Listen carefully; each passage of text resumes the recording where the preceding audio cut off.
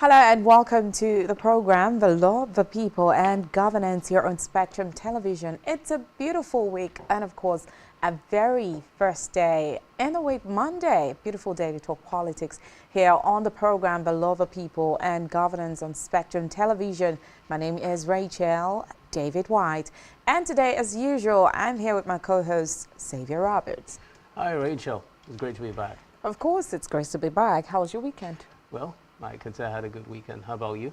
I don't want to go there. Okay. Okay, so a quick one. Today we'll be looking at some reports. The first report is concerning the All Progressives Congress, APC, that has flagged off its campaign for the Kogi governorship election, with President Bola Tinubu eyeing 500,000 jobs from the Ajaokuta steel complex. The campaign for the exercise built for November 11 was held in Lokoja, the state capital, on Sunday. Tinubu, who was represented at the event by Vice President Kashim Shettima, said that the Ajaokuta steel complex would bring investment into Nigeria and boost the country's economy. Well, of course, the president also declared on Sunday that with the hitherto abandoned Ajaokuta steel complex now nearing completion, I would say that's a wow. Well, he says the project will have a capacity to employ 500,000 Nigerians once designated as a free trade zone. Well, Shettima's media aide Stanley Nkocha said that in a statement. Yeah. According to the statement, the President Bola Ahmed Tinubu declared on Sunday that with the hitherto abandoned Ajaokuta steel complex it's now actually nearing going to, completion, it's actually going to have to employ a lot of people. And then the question right now is, one thing about projects in Nigeria is we hear that it's nearing completion and then we don't hear about it in a long time. And I'm just hoping that, this is a new administration, new hopes, and of course with the... when they say projects are nearing completions, it would actually live up to those words, near completion. I mean, we've had that the refinery is nearing completion, and that reminds me, I think we'll come back to that soon, maybe by the end of the year, because December is around the corner. Because they give a time frame. So I mean, this would actually be for the project to have capacity to employ 5,000 Nigerians, 500,000 rather, once designated as a free trade zone. I think it's a good thing, and the president further promised to fully harness the potential of the complex once it is completed, as it would boost Nigeria's foreign direct investment and provide an avenue for the creation of much needed conducive business environment for all sectors to thrive. So for me, this is a good move, only if it is going to, actually come to pass. Yes, and then a couple of reports that we have circulating that in the country currently we have over 56,000 abandoned projects in Nigeria, Ajaokuta Steel Company being one of them. So Rachel, it is the hope that if that steel company is revived, a lot of gains would accrue to the people of Kogi State and by extension Nigerians and help sort out some of the issues, the major issues that we have that comes to when it comes to unemployment in Nigeria. We quickly head to the next story on our radar, which is that the Socio-Economic Rights and Accountability Project, SERAP, has filed a lawsuit against some ex-governors in the country over pensions issues. Now, we have it on good record that ex-governors still earn a lot even after serving. Now, the SERAP is saying... it's actually against the Senate President, Godswill Akpabio, and 9 other former governors in the 10th Senate over their collection of, both salaries and pensions as senators. And it was actually disclosed in a statement yesterday by SERAP Deputy Director Kolawole Oluwadare, as joined as respondents in the suit filed at the Federal High Court in Abuja, where Abdulaziz Yari, Aminu Tambuwal, Adamu Alero, Adams Oshomole, Ibrahim Gaidam, Serake Dixon, Ibrahim Dan Kwambo, Aliyu Wamako, Benga Daniel, and Dave Umahi as well. No, it seeks an order of mandamus to direct and compel the Senate President, Godswill Akpabio, 9 other senators, and Umahi to stop collecting both salaries and pensions and return any pensions collected to their respective state treasuries. The group also wants an order of mandamus to direct and compel the Senate President, 9 other senators, and Umahi to clarify and disclose if they have collected and or are currently collecting both salaries and pensions as former governors. The order of mandamus to direct and compel Akpabio, 9 other senators, and Umahi to disclose the details and amounts of the pensions so far received by them. The SERAP is arguing that the 7th schedule to the Nigerian Constitution 1999 as amended requires the former governors to stop collecting both salaries and pensions and to return any pensions collected. And in court, it says unless the reliefs sought are granted, the former governors would continue to both enjoy life pension packages and collect salaries as serving public officers, and the travesty and private self-interest would continue. No date has been fixed for the hearing of the suit yet, actually. And I mean, talking about that, I would say SERAP has always been I think the word is proactive when it comes to bringing up issues like this.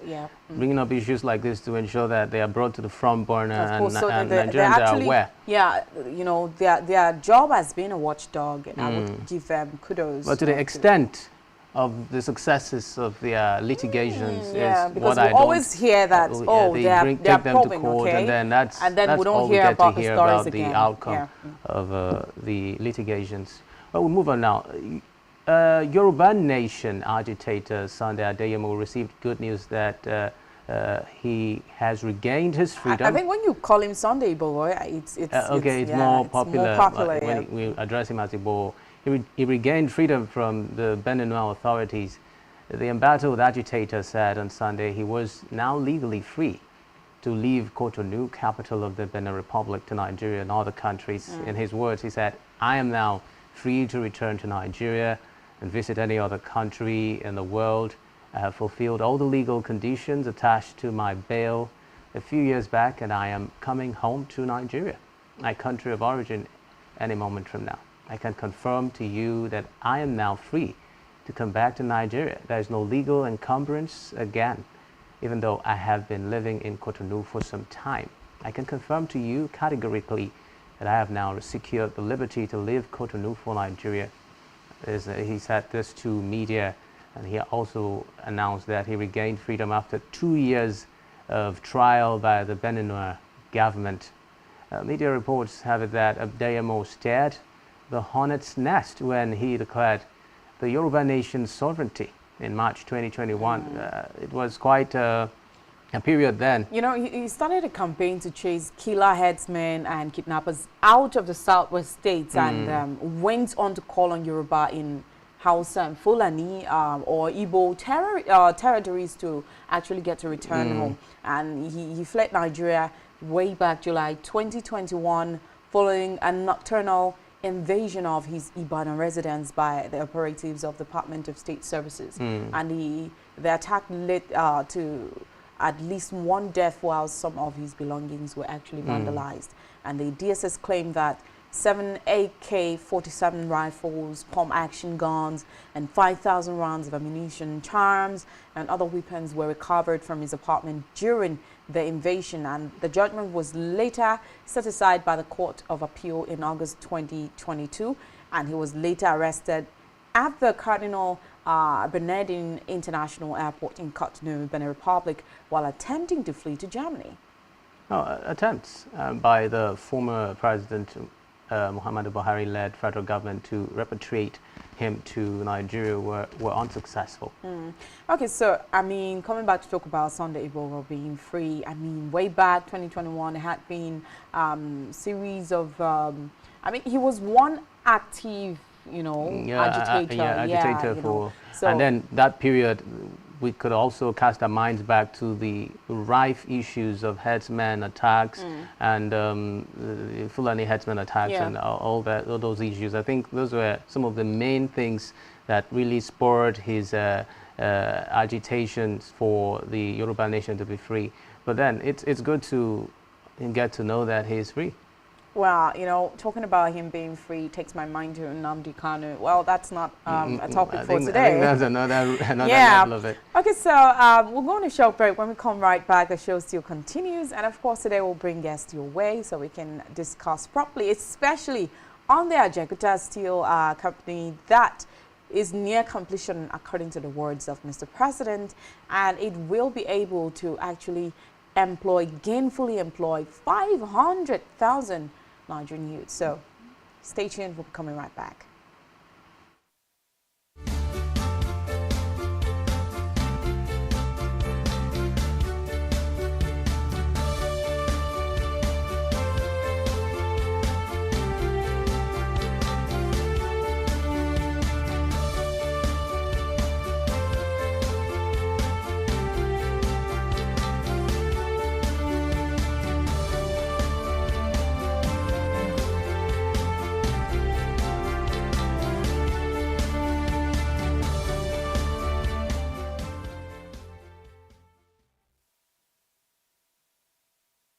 Nigerian police, which is the only one allowed by grossly abused. Our governors have to share police powers with the president as stipulated by the constitution. We do not have a federal government police force. We have the Nigerian police force, which shall be administered, organized, and supervised by the Nigerian police force. No, my lord, I want to say something. I want to say something here.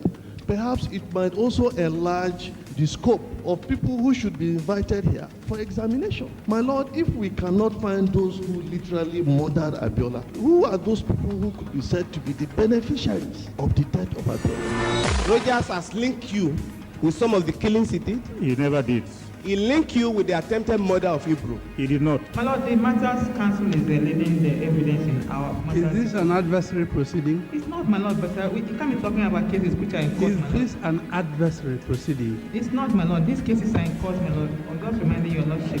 My lord, sorry, my lord, I think I'll be in cross-examination. Legally Speaking, a program that deals with legal issues and questions we face as citizens of this amazing country, Nigeria. Legally Speaking. Join us every Friday from 5 p.m. to 6 p.m. for Legally Speaking. One truth not often told is about the transformation that Africa has undergone in recent decades. Africa is shaping its own destiny and should be referred to as the African opportunity.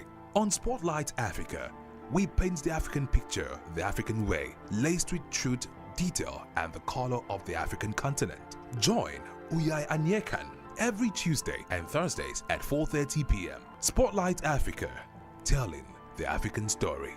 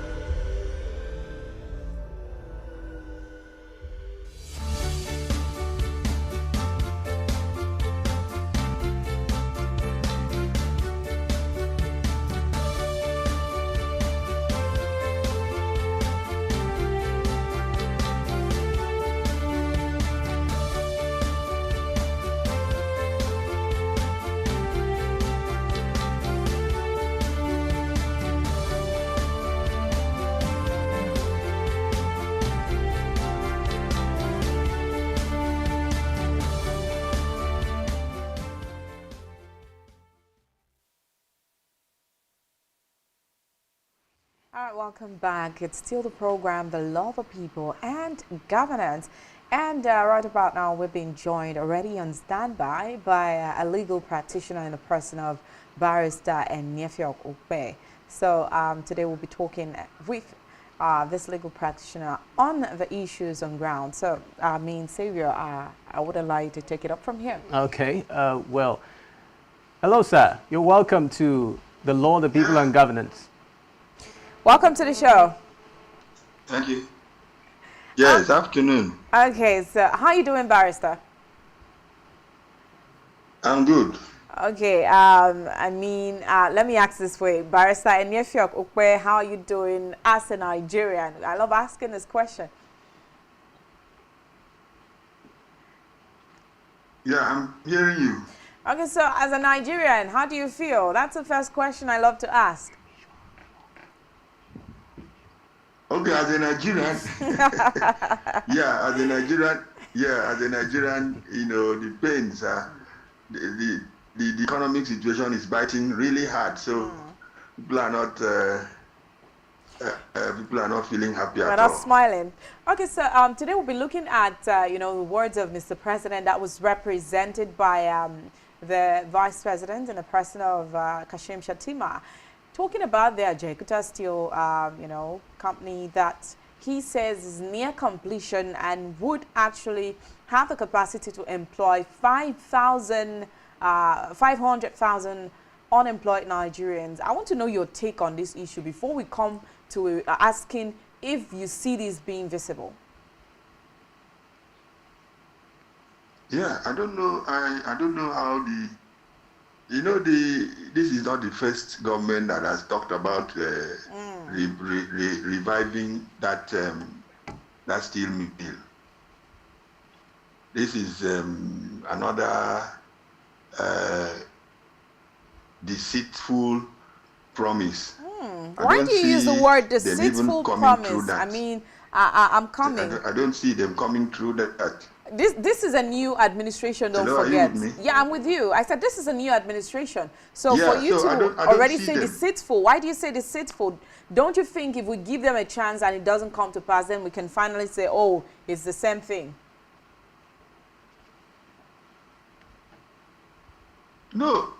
You see, what I'm trying to say is that how many people will be employed? Ajaokuta is in Kogi State. So you are talking about the national view. That's not the problem the government should be tackling today. Government should look at the poverty level of the people living in Nigeria. It's not trying to say, okay, what about they gave promises that by December that we are approaching, that at least one of the refineries will be not. Barrister, December is still far away from here. I mean, it's a month or two plus. No. It's not far. That cannot work now. It's not feasible. It's not feasible. Barrister, let's just hope. It's not feasible. So talking about Ajaokuta, is that what relationship does that have with the economic situation in at hand? So I don't want to believe I don't believe this government. This is, for me, is the worst government that we have ever seen. I mean, Barrister, don't forget that this is just few months into the new president's administration, and then in this new month, you want to tell me on this few months of his administration, I mean, he hasn't even completed one full year yet. Haven't you seen maybe one or two things he has done right so far? No. He has not done anything right, though. There's nothing he has done right. Why do you say so? I mean, talk about the policies. Don't you see the removal of fuel subsidy as a good thing? I mean, this will actually, stop. No, it's not. How can it be? I want to know your thoughts. Why do you say it's not? No, it cannot. Do you think that it was better when Nigeria was borrowing to still fund subsidy? Okay, now let me ask you. No, it's my seat to ask you, sir. So answer. Removal of fuel subsidy. No Nigerian knows the meaning. No, nobody knows the meaning. It's just a phrase people are using to confuse people. What do you mean by so? is it wrong for government to subsidize service? Is there anything government does that they do not subsidize? Is it in the live wire of the economy? You now come and remove it and then put people in penury. Since the commencement of this government, life has been difficult. Well, Barrister Okpe, I'm not being sentimental, I'm just saying the truth. If we are speaking, if we want to speak in the positive at least, can we say that these 500,000 jobs, if it is added, what would it do? Let's say this Ajaokuta Steel Company comes on board. Reality, yes. What do you think this 500,000 jobs would be able to do to impact the economy of Nigeria, especially in light of the fuel subsidy removal? No. That is a mere promise. As lawyers, we don't take promises as anything unless it is concretized. I have personally visited that place when Buhari was in power. It's the same thing they were saying. So I don't want to believe. How do you come and tell you will provide 500,000 jobs on that place will never be finished in the next 4 years. So I don't want to believe it. I have been there personally. It's not. I'm not talking as if I've not gone to that place before. Okay, Barrister. The previous government that left, the Buhari government, was also on this promise. It also was saying that it's going to fix that plant. Barrister, there's another report. So I don't believe this government at all. This government is a confused government. Well, the federal government is completely confused. Barrister Okpe, now more than 56,000 abandoned projects have been reported to be in existence in Nigeria. Now, this has amounted to a lot of funds being lost by the country because these projects were not seen to completion. What do you think? One of the projects amongst these 56,000 that has been reported is the Nigerian Air. Now, do you think that if most of these abandoned projects they come on board and they are fixed, how would it affect our economy? What would be your word? Since we already have the government in place, what would be your advice to the government to ensure that these moribund facilities are fixed? Hello, Barrister. You see, even before. Go ahead. Yes. I wanted to question. You see, it is just being sincere. That's the problem. Government will have to be abandon this country. They shall go the subsidy on fuel. There is no electricity. There is no water. Nothing is working in this country today. Nothing is working. So for me to hear those political promises, it is buying time, and I'm not part of the Nigerian that agree with them. I don't agree with them. Okay, Barrister, are you listening to me? Can you hear me, Barrister? I think we lost connections. Hello, good evening. Barrister, can you hear us? Yes, I'm hearing you. Okay, fine. So I want to ask you a question. I mean, your own line of thoughts is that this government is not doing well and hasn't done anything positive so far.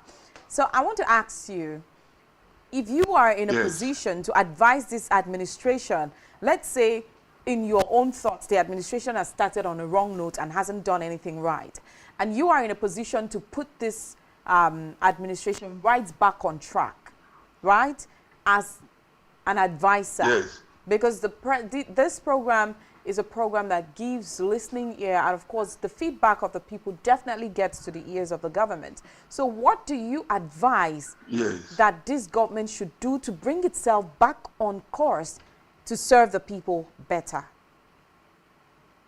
No. The government should revisit the removal of the subsidy. That's number one. If they have to restore the subsidy, let them restore the subsidy.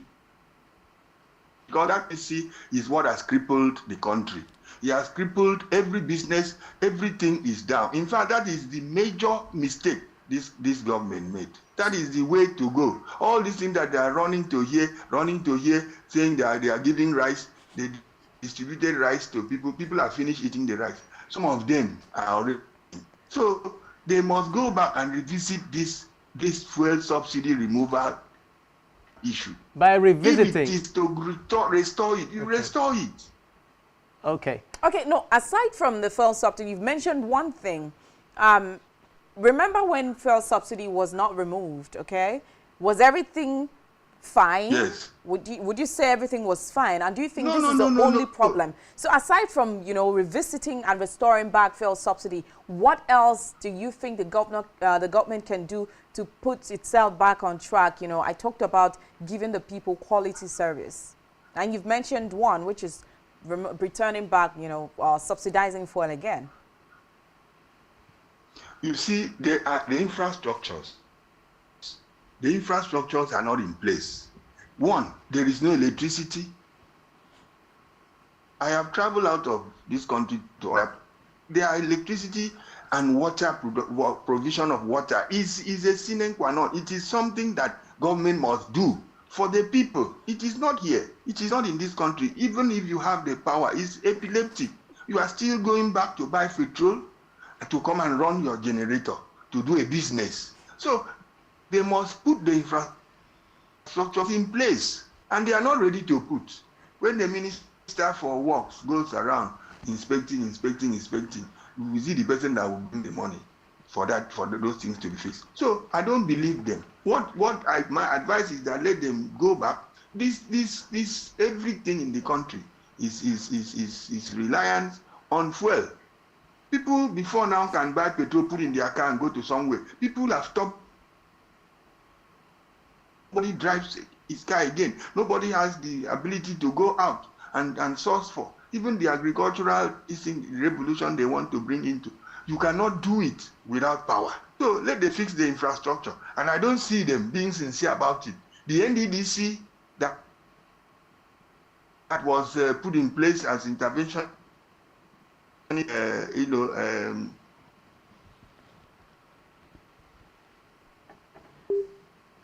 Okay, I think we're having some disconnection issues. I mean, we're talking to Barrister Enefio Okwe, and of course, it's off the line of course that this government is not on course, and of course, that this government can do better.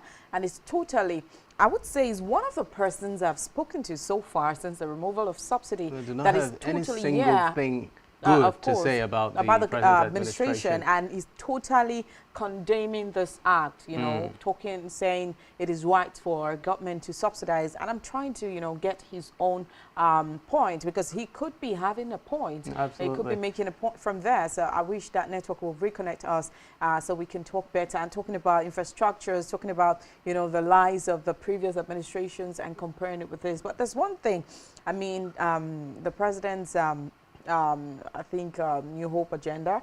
I think if this administration is being given a chance, it could actually birth something better. I understand the same doubts talking about providing 500,000 jobs. Yeah, that's a big thing to say. I remember when the past administration in the person of President President Buhari talked about providing 1 million jobs every month or every year. And then, you know, at some point towards the end of his administration, you know, he was summoned, and then his media head said, no, the president didn't say, yeah, he's going to do this. He said he's going to create an enabling environment, which he did.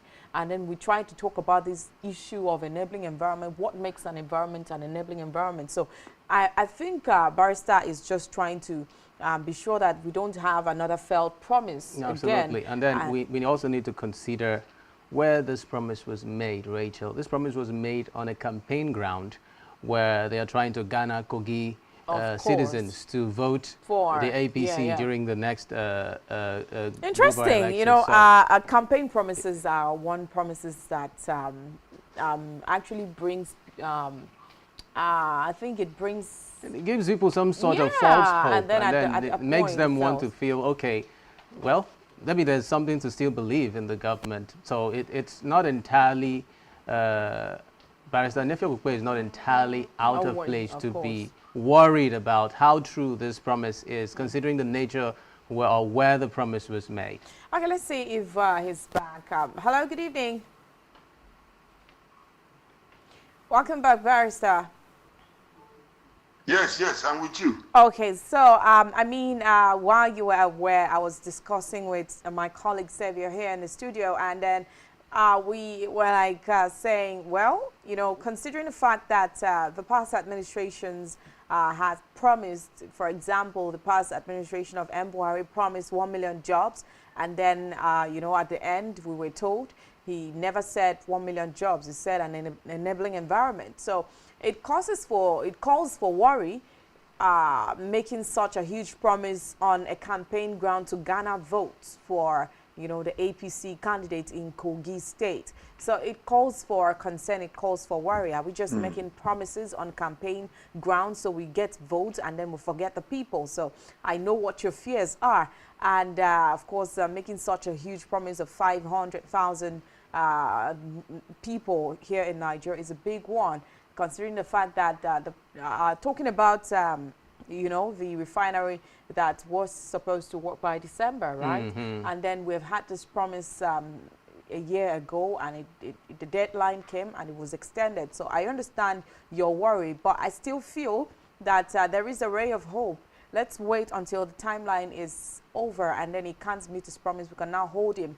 I want to compare it here in Akwa Ibom State when the governor, Pastor Omoino, had promised that within his first 100 days in office, he was going to actually inaugurate the some roads, especially that links to the major market in Uyo.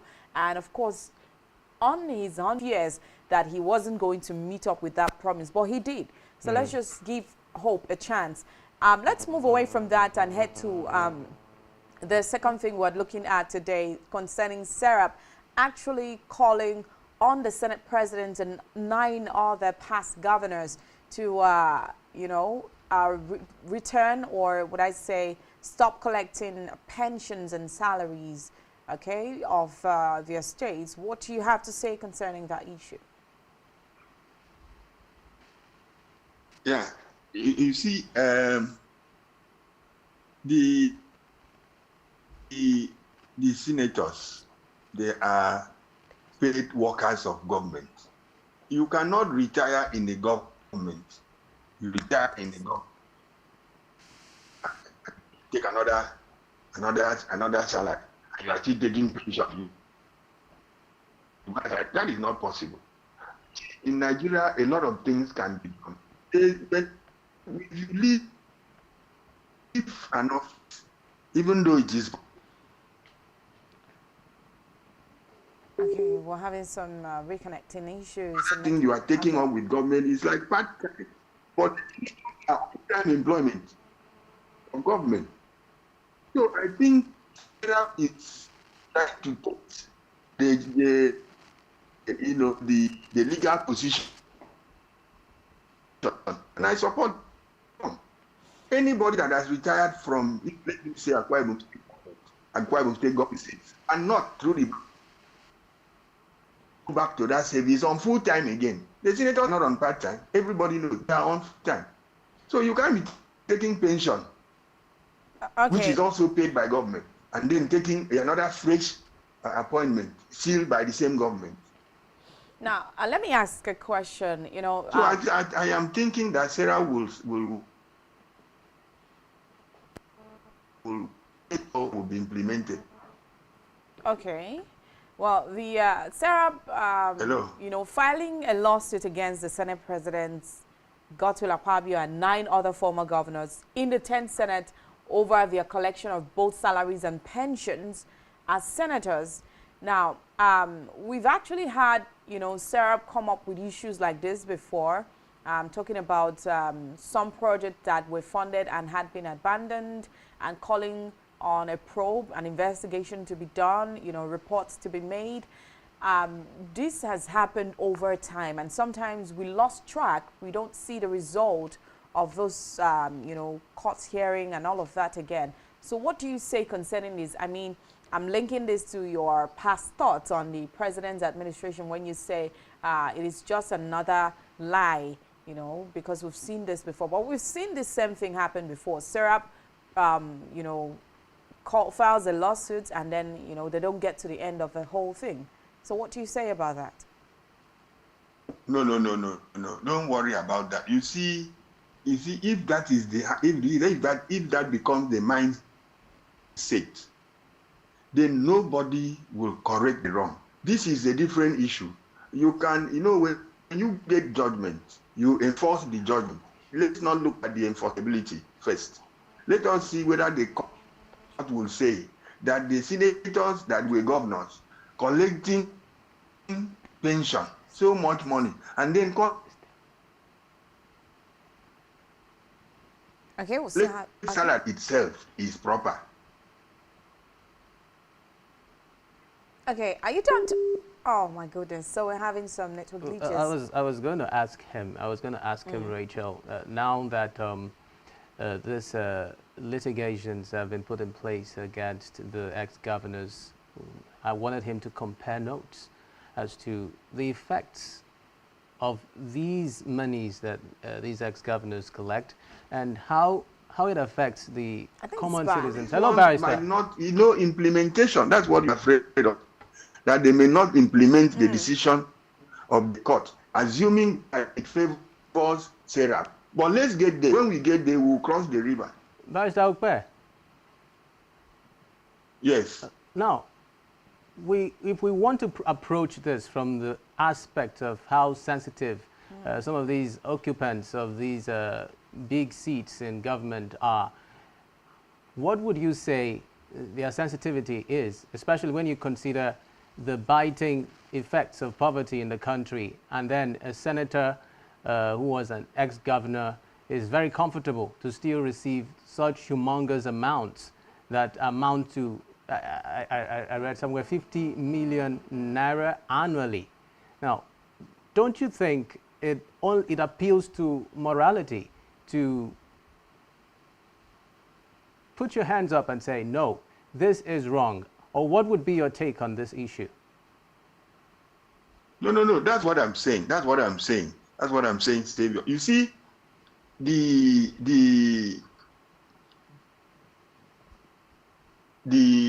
Senate, by all standards, should be a part-time job. Being a senator should be a part-time job, and there will be no problem. But this thing is a full-time appointment. Even though they go by election, they take a full-time appointment. It is wrong. It is absolutely wrong, morally and legally. It is wrong for you to be receiving pension. I'm telling you now, if a permanent secretary retires from the state water company, or maybe the former governor of the state, you now appoint him to be a member of the Judicial Service Committee, which is a full-time employment, and you pay him salary. That would be wrong. That would be wrong. Let us first of all see whether what they are doing is proper under the law, even by morality. It is okay. It is only that in this country, people that can speak out. I will see Serap. Serap is not a human being. It's a body. So that's why they are speaking up. Let's see what the court will decide. And the court decides that is wrong, because I speak to you as somebody who has some knowledge of the law. If the National Assembly was a part-time job, that there would be no problem about that. Because some of you will not pay like salary, you pay like allowances. But here they receive salary. Okay. So it is wrong. Let's move on a little bit. Just that people don't speak out, but that's what it is. Okay, I just have one more thing to touch before I wrap it up with you. Back to this current administration, I don't know if you're still with us.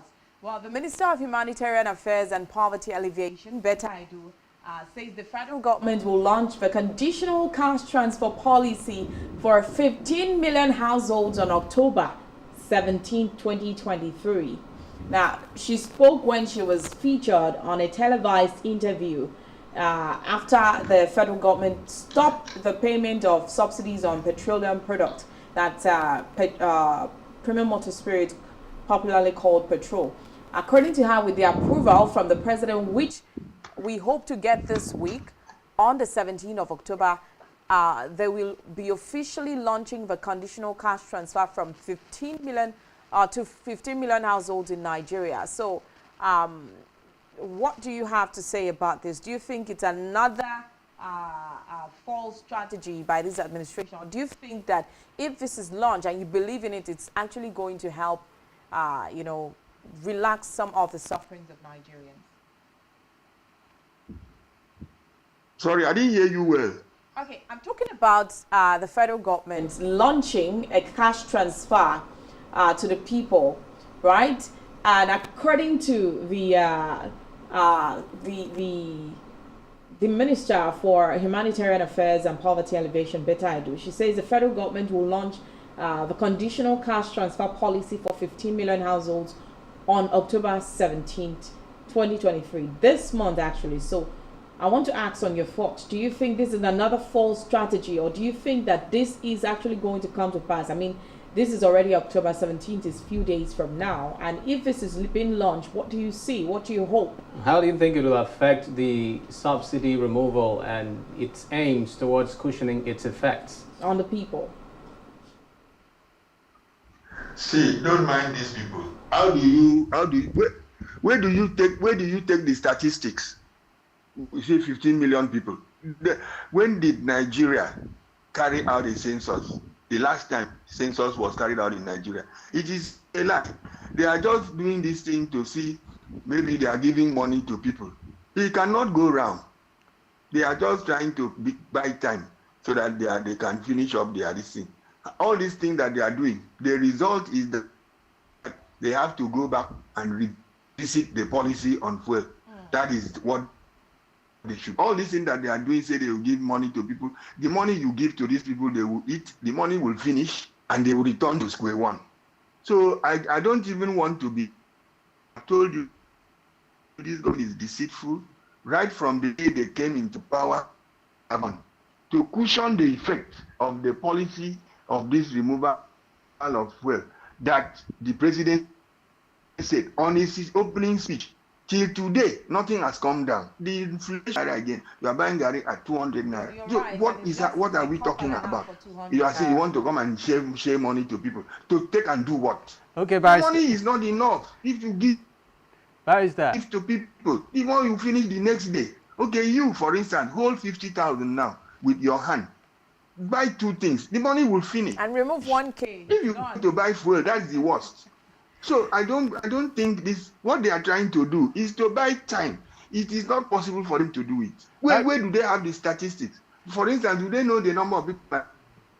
If you are talking, how do you get the numbers? The vulnerable people. Cannot work. So, Barrister. Just another time strategy. Can you hear me, Barrister? Yes. Yes, on a note of finality, a few days ago. Yes, I'm hearing you. Yes. Few days ago, Nigeria became 63. Now, what we're all about is the unity of the country, how we can move forward, how we can have the development that we need, how we can grow as a country. Now, 63 is no mean feat. What would be your words on a note of finality to the country's leaders, to the country in general, its people?